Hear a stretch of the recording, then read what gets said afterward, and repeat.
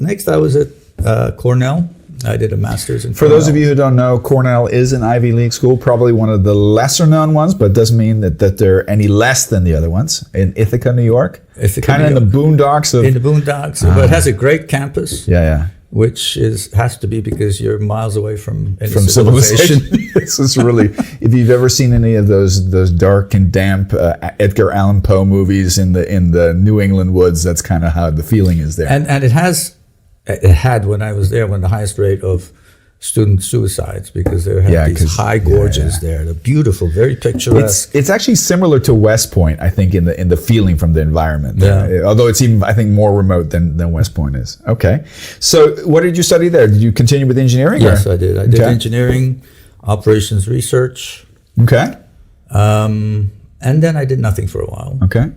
Why? Because what era are we talking about? We're talking about a little bit about the 60s, right? Yeah. Well, by now it was the 70s. Yeah. But you got the good part of it, the tail end. Yes. I mean, I basically came of age in the late 60s. You know? Okay. I'm a child of 1968, 69. So we have to drop some names here. So you got to listen to some of the real cool music. Absolutely. You got to see some of the cultural, because coming from a Turkish background, you were probably, I've lived in Turkey myself, I love the country, but you were probably more traditionalist, more I don't know, focused on traditional values, and now you were in the middle of the 60s. Did you take full benefit of the, I think what did you refer to, the SS and DR? Sex, drugs, and rock and roll. Yeah.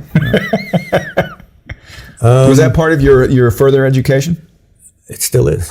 Very good answer. 60s was a really transformative time. Mm-hmm. There was a lot of things going on. Vietnam War, civil rights, anti-colonial struggles in various parts of the world.